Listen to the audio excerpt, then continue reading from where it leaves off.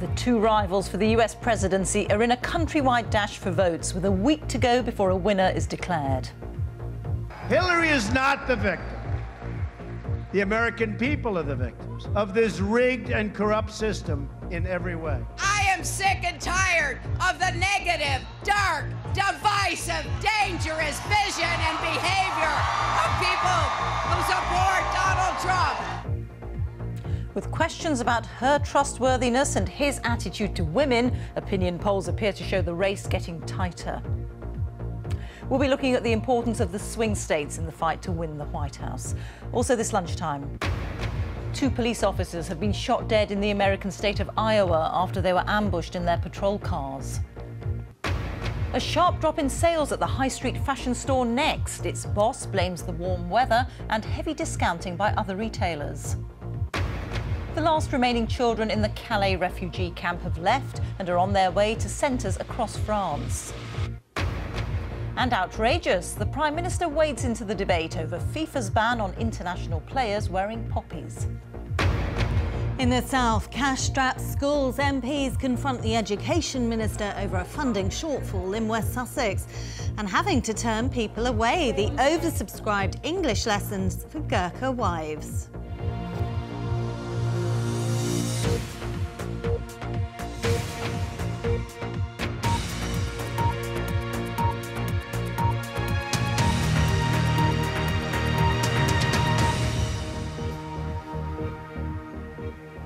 Good afternoon and welcome to the BBC News at 1. The US presidential candidates Hillary Clinton and Donald Trump are shuttling across the country, visiting key battleground states with just a week to go before voters elect a new president. The campaign has continued in an atmosphere of bitter accusation, with Mrs. Clinton branding Donald Trump a bully for criticising women and Mr. Trump describing his opponent as corrupt. Opinion polls suggest the race is tightening. So what do the two candidates need to do? Let's speak now to our Washington correspondent, Jane O'Brien. Jane. Rita, things are really hotting up and both candidates now have their sights firmly trained on these battleground states. There's also been no let-up on the personal attacks. Mrs. Clinton has been in Florida, where the race is now, even at this late stage, neck and neck, while Mr. Trump has been campaigning in Pennsylvania, which he has to win to secure any path to the White House. Now, he's also been in Wisconsin, driving home his ongoing criticisms of Mrs. Clinton and the system in general. Hillary is not the victim. The American people are the victims of this rigged and corrupt system in every way. And this is your one chance to change it. It's your one chance. I don't think you're going to have another chance, folks. We have an election coming up. You're not going to have another chance. In 4 years, you can forget it. If she were to be elected, it would create an unprecedented constitutional crisis. I am sick and tired of the negative, dark, divisive, dangerous vision and behavior of people who support Donald Trump. It is time for us to say no. We are not going backwards. We're going forward into a brighter future. Well, about half a dozen of these swing states will decide the outcome of this race, but other states are in play. Now, one of them is West Virginia, once staunchly Democratic, and now a hotbed of support for Donald Trump, as our correspondent Michelle Fleury reports. The Appalachian Mountains of West Virginia, with its thick canopy of trees, it's hard to believe this is the heart of American coal country. In just 7 years, coal production in the area has dropped 50%. David Green lost his coal job in April. Now he runs a farm stand. The mines is for the money and the guaranteed money. I mean, you make good wages, a little risky, but it's real good money. I would not support Hillary because she is dead against the coal, and Donald is the best of the two evils. Many here feel left behind, forgotten. Coal jobs have been crushed by technology, cheaper natural gas and tougher environmental rules. With each mine closure and each bankruptcy, there have been more jobs lost, and that's meant more pain in communities like this. Pro-coal West Virginia used to be out-and-out unionised Democrat territory. But Bill Clinton was the last Democratic presidential candidate to win this state. Nowadays, folk here are turning to Donald Trump. There's a lot of talk in these parts of President Obama's war on coal. Many, like out-of-work miner Bo Copley, blame him for mine closures. Well, when you have a president who says we're not going to make it illegal to mine coal, but we're going to bankrupt people if they want to use coal-fired power plants, it's pretty personal here. And when you have a candidate who says things like we're going to put a lot of coal businesses and coal miners out of business, that's very personal here. There is no compromise. Many people in the region feel abandoned by politicians, even those fighting against the coal industry, like activist Maria Gano. We built this country. We built this country from the coal that's been mined out of the ground that has made the steel and powered this country throughout this country. And we are owed something back. And we're owed something more than the pollution and the poverty. Few here expect the coal industry to return to its glory days. But Donald Trump is offering hope to a group who don't feel politicians in Washington speak for them. Michelle Fleury, BBC News, West Virginia. Well, the polls show that the race is tightening, but it's not just a simple question of who gets the most votes across the United States. The presidential election will be won and lost according to an electoral college system. Christian Fraser now explains. Welcome to our virtual world of Congress. We are standing beneath the Great Dome of Capitol Hill. But in the real world of American politics, they're still wondering which of these two, Hillary Clinton or Donald Trump, will be the next president of the United States. The winner is not always the candidate with the biggest share of the national vote. Think of this not as one election, but as 51 mini-elections. And you'll see on the map here that each state is allocated a fixed number of state electors determined by the size of its population. Altogether, there are 538 electoral college votes. 270 gets you across the winning line. And this is how it looked back in 2012 when Barack Obama was re-elected. You'll see that there's Democrat blue in the corners in the very big states. Now, though, it's all up for grabs again. And it's the states with the biggest populations, those with the most state electors, that are crucial. So let's take the largest then, California. If Clinton was to win California with 50% of the vote plus one, then she takes all 55 votes. And look how many smaller states Donald Trump then has to win to equal that 55, 7 of them altogether. So it's possible to secure the most votes nationwide, the popular vote, and still lose. And that's exactly what happened in the year 2000. Al Gore got more votes than George W. Bush, but he didn't take the White House. Now, in this election, we think there are up to 13 battleground states that could go either Republican red or Democrat blue, and some big ones among them too. Ohio, for instance, carries 18. It's not back to losing presidential candidate since that man there, Richard Nixon, in 1960. Now, as ever, we're cautious when looking at the polls. The national poll is in fact tight, and it's getting tighter. But really, it's the polling within these battleground states that is most important. And if we colour them as some polls are projecting they will go today, you can see there 9 go Democrat blue, Pennsylvania and Michigan among them, both important states for Clinton, and 4 go red, including that state, Ohio, and the big state of Florida. Currently it's going for Trump, but only by a whisker and well within the margin of error. The last thing to say, it's not all about the presidential election. It's also about the makeup of this place, Congress. There are votes here for the lower house of representatives and for the upper house, the Senate. And whichever party controls those two houses determines how much power the next president will have. Well, of course, millions of people have already cast their ballots in early voting, some taking the plunge before news broke that the FBI has found new emails that could impact their investigation into Mrs. Clinton's use of a private server while she was Secretary of State. Now, Donald Trump says those votes should now be recalled. Not much chance of that happening, but it does show how unpredictable this election is. Well, today Mr. Trump is in Florida, while Mrs. Clinton heads west to Arizona. And you can expect both to keep up the negative pressure, because this race has become a referendum on character and fitness to govern as much as it has about policy. Jane, thank you. Jane O'Brien there. 2 police officers have been shot dead in separate incidents in the American city of Des Moines in Iowa.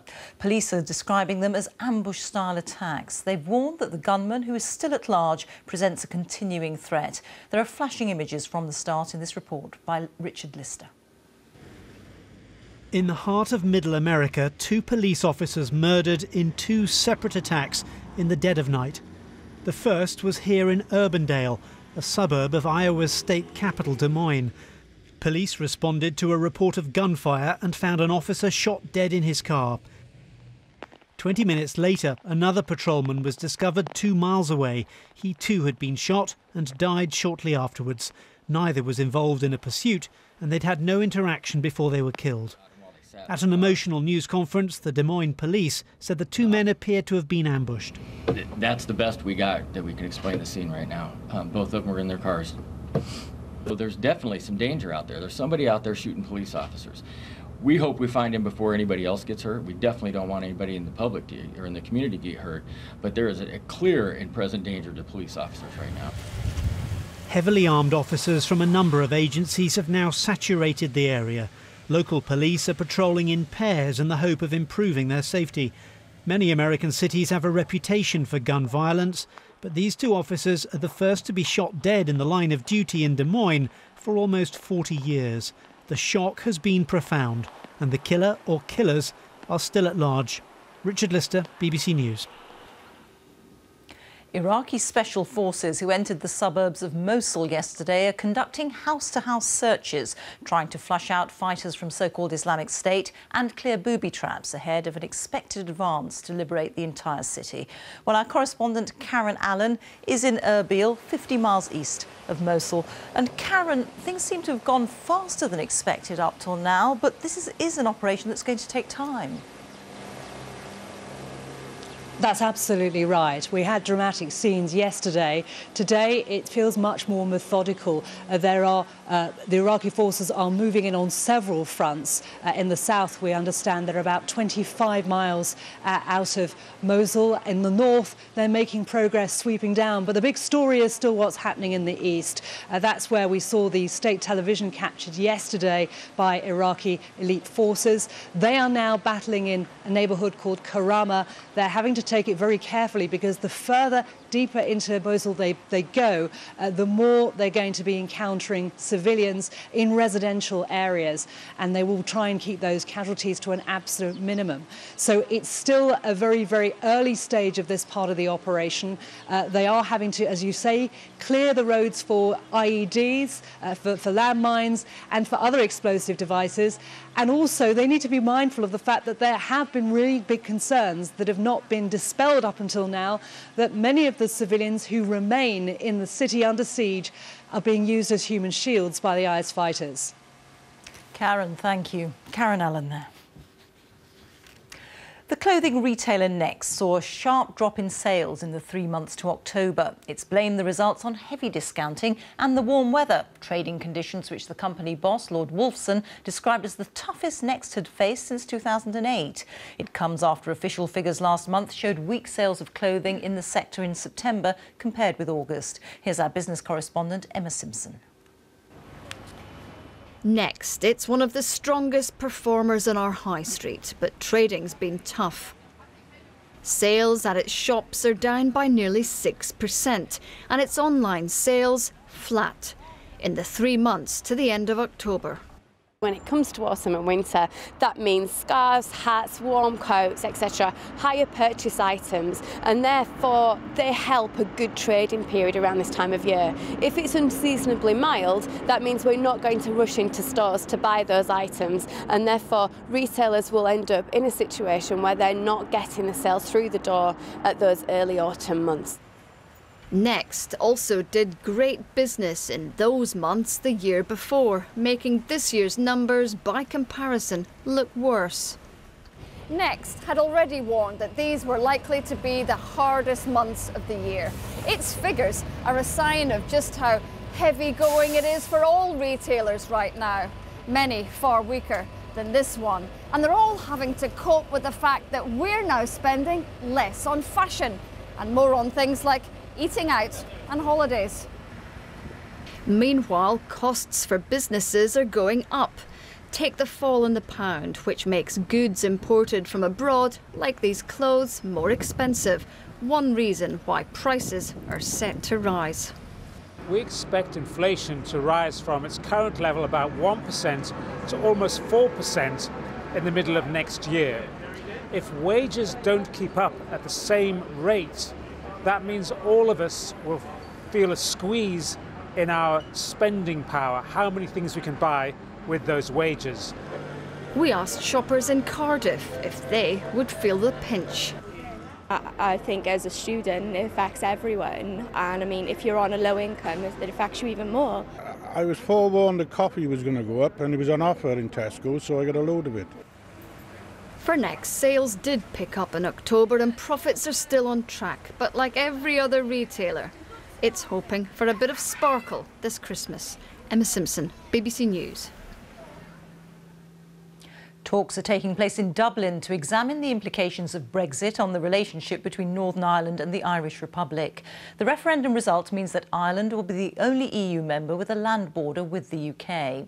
Politicians and business representatives from both sides of the border are taking part in the talks, although unionist parties decided to stay away, as our Ireland correspondent Chris Buckler now reports. The centuries-old links between the UK and Ireland are more than just physical. The two countries share not only a land border, but over £1 billion of trade every week.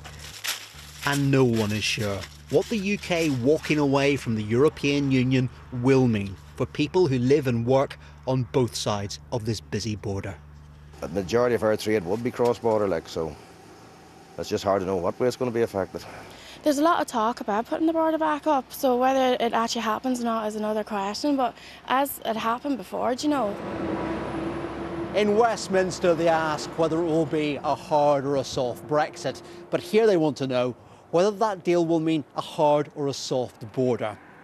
This derelict old building was once a customs post, but there's little physical sign of the border here anymore. That might have to change. In Northern Ireland. And with Brexit posing challenges for the whole island's economy and even way of life, the Irish government has organised this major meeting in Dublin of business and community leaders. I regard the decision on Brexit to be one of the most challenging economic and social issues of the last 50 years. But notable by their absence from this event are unionist politicians, including Northern Ireland's First Minister Arlene Foster. The one place that a hard border does exist is in the mind of the Irish government. At the weekend at her party's conference, the Democratic Unionist leader was scathing about the event and the Irish government. That went down well with her party faithful, but not nationalist politicians. When you listen to what Arlene had said at her own party conference, it was quite bizarre. A bizarre speech and a bizarre dance, but no real answers. But alongside the dangers for Ireland's economy, there could be opportunities. Currency Fair is just one of several technology firms who have built a base in Dublin, and they know of others who are looking at setting up offices in the Republic. It always has been important to be one of the two English-speaking countries in Europe, the only one in the Eurozone, and so that's only getting stronger now. Attracting cash is always important, and Ireland has always competed with the UK in finding investment for these straits. However, because of trade, the country's fortunes are linked. Chris Buckler, BBC News, Dublin. The time is 19 minutes past 1, our top story this lunchtime. Into the final week of campaigning in the US presidential election, the candidates crisscross the country to earn votes in vital swing states. And still to come, an explosive response. Bomb disposal experts deal with a potentially dangerous substance used in school chemistry lessons. And in South today, having to turn people away, the oversubscribed English classes, which have proved a hit with the wives of former Gurkhas. And we dig underground in Oxford, where archaeologists have uncovered 1,000 years of history.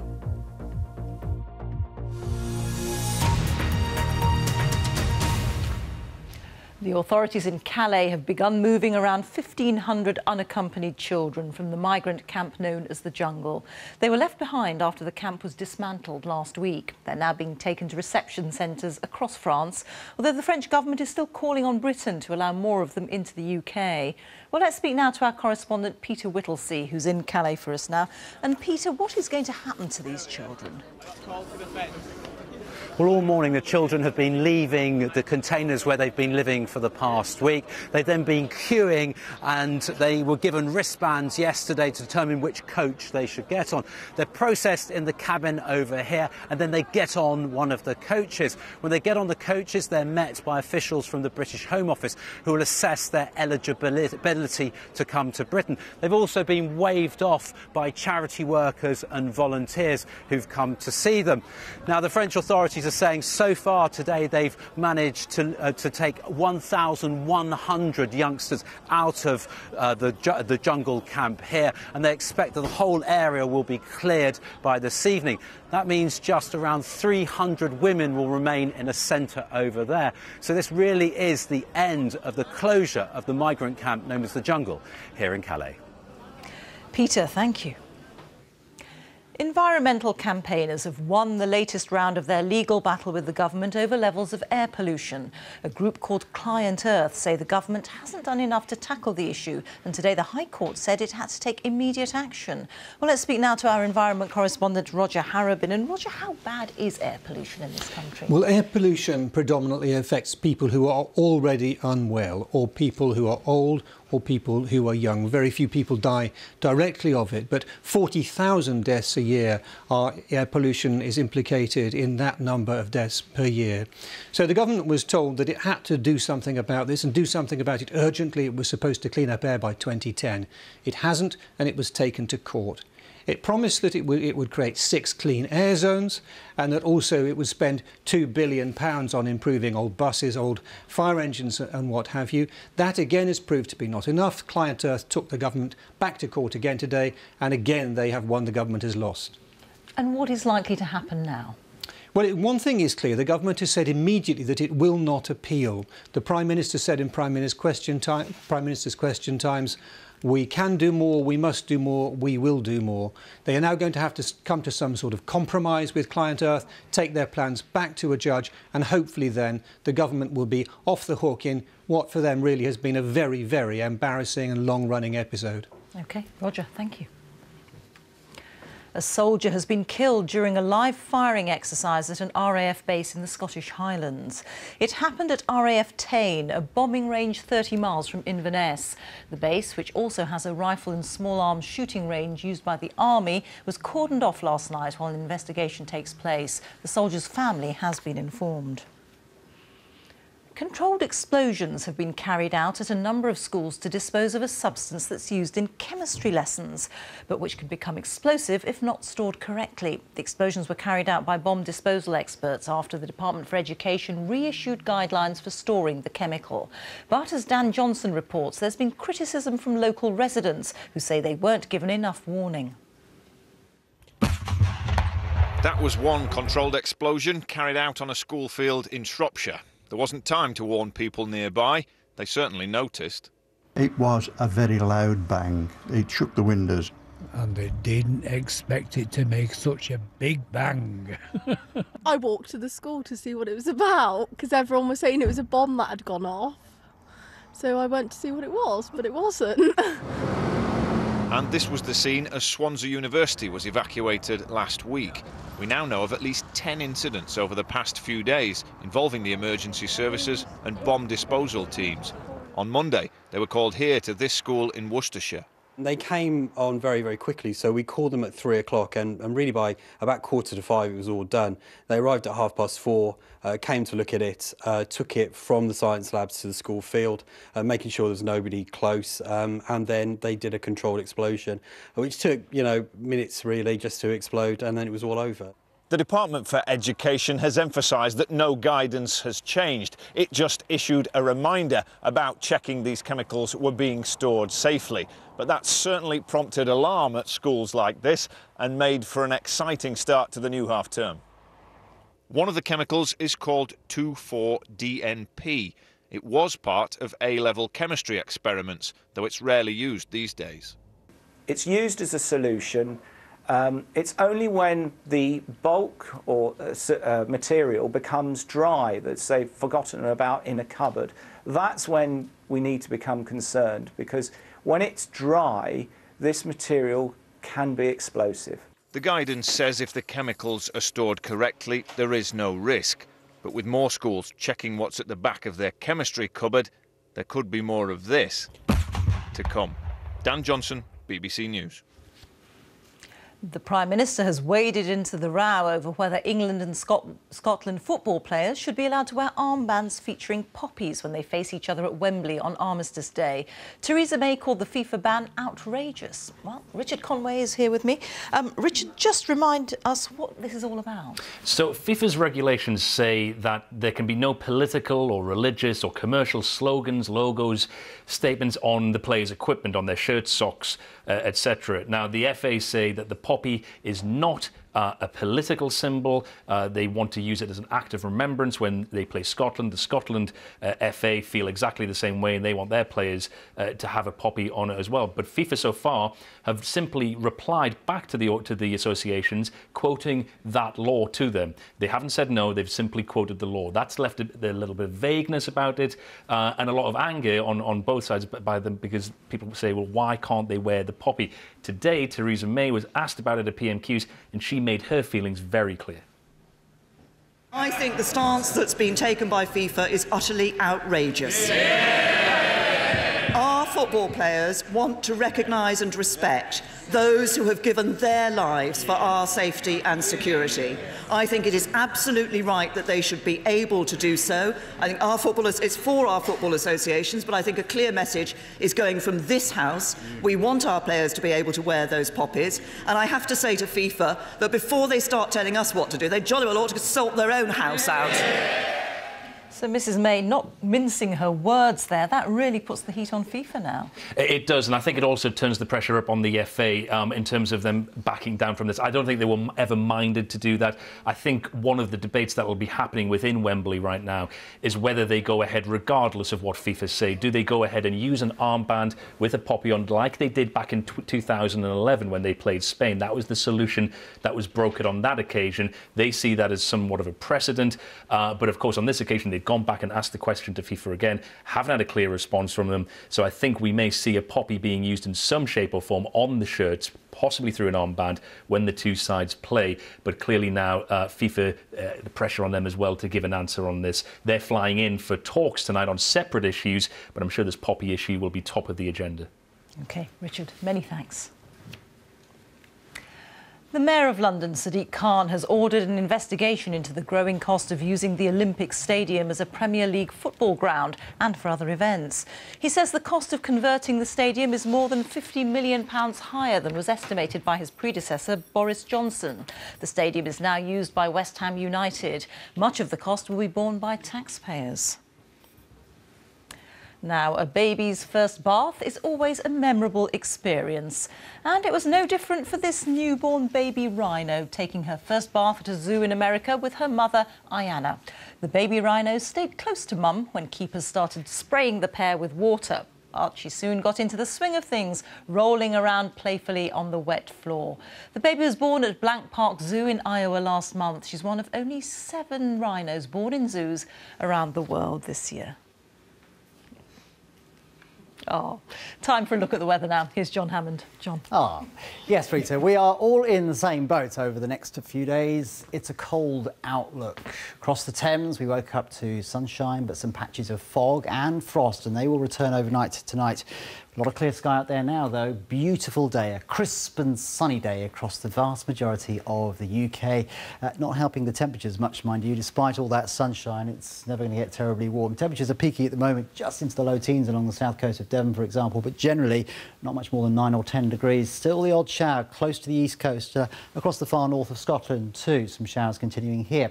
Now, overnight tonight, most of us will stay clear and it'll turn increasingly cold, particularly the further south and east we go.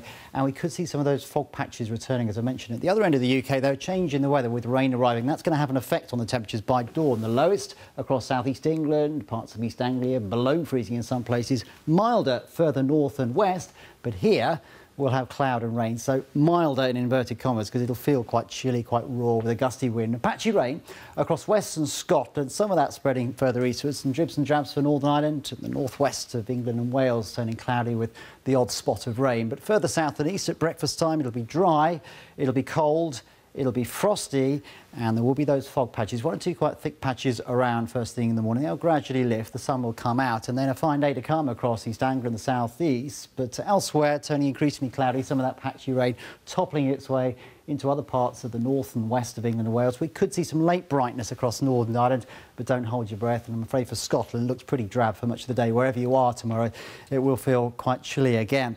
Now, it's a bit of a mess as we end the week, frankly, with this area of low pressure waddling its way down across the country. Some sharper bursts of rain for a time across the southeast on this front on Friday before that clears through. Showers following on behind, though there will be some sunshine in between. But again, temperatures lower than we've seen recently. 9s and 10s will be typical on Friday afternoon. Now, that low pressure ends up to the east of us and still some showers in its circulation, particularly towards the exposed northern and eastern coastal areas, but some making their way inland. The other thing you'll notice as we go through this weekend is we'll see another burst of cold air coming down from the north. It ain't going to get any warmer over the next few days, and that wind will have quite an edge to it. So if you've got plans this weekend, of course there will be lots of fireworks parties taking place through this weekend. Expect a cold wind. You'll need plenty of layers. There will be some dry weather, but there will also be some showers around, particularly across those more northern eastern areas, and some of those, would you believe, will start to turn quite wintry up over the high ground in the north. That's it. I'm afraid that's a wintry outlook, Rita. OK, thank you, John. A reminder now of our main story this lunchtime. Into the final week of campaigning in the US presidential election, the candidates crisscross the country to earn votes in vital swing states. Hillary is not the victim.